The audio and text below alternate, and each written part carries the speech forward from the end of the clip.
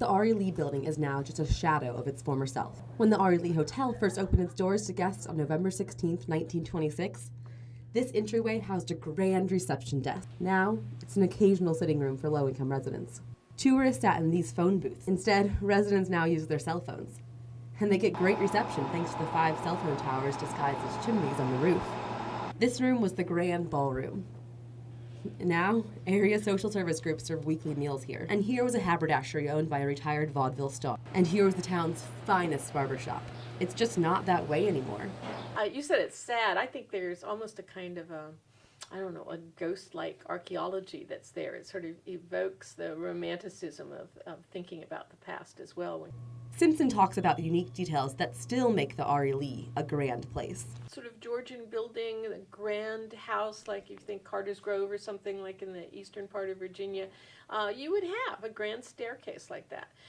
It's also, of course, our image of the grand staircase. If you think about Gone with the Wind, this is what, the ladies in their ball gowns would come traipsing down as well. You also see in the background that wonderful arch that's part of it. And then, of course, the chandeliers as well with their brass. They're all from that vocabulary of the early Georgian period, but done in, of course, a larger and grander scale, which represents its modern aspects. But brass chandeliers aren't so lovely when they don't have any light bulbs, or when they hang from leaky ceilings. And the living room is a place in Iowa they fix every year, but the bus is open every year too when it rains or snows. Which we definitely got a bit of snow this year.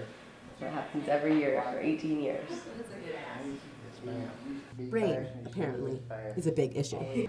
I have a hardwood floor and it's a little soggy here and there, so it's not holding up real well. These closed-circuit televisions mar the walls in every common area. But they're not plugged into anything. Industrial ashtrays were added when the building was transformed into an apartment building in the late 1970s. But now they sit mostly empty after Virginia's smoking ban. Keyword, mostly. Cigarette smoke drifts in and out of this entryway. When it's warm outside, tenants will enjoy the view. But when it's cold, they'll stand right inside the entryway. But some local social service providers say that isn't good enough. They worry that the heating system is just too old to properly heat the building. Wagner runs the rental assistance program for Rockbridge County. When she started the job in 2006, all of the residents at the Ari Lee received rental assistance from the state.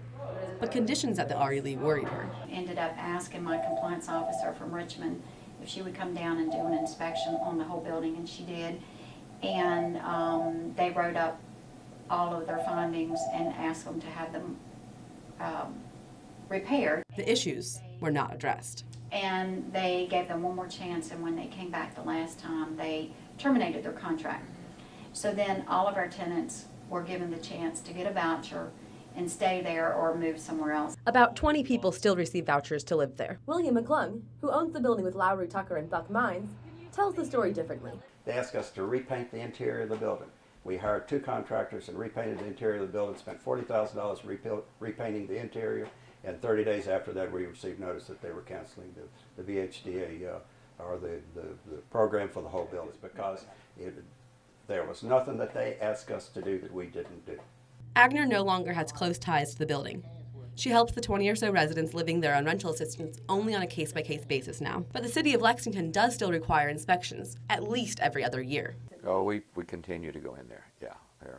There are significant maintenance issues that we're working with them on. Plotter also said the only real way to enforce the maintenance recommendations is to move out tenants, which isn't something the city wants to do to people who might not have anywhere else to go. McClung has a different take on the maintenance issues. All I know is that the city inspected it a little over a year ago, and there were some exit signs that were required, and those were done. Whatever they tell us that we need to do, we do. So for now, McClung says, he's always got an available room for any tenant to move into if theirs isn't satisfactory. For the Rockbridge Report, I'm Alicia Budich.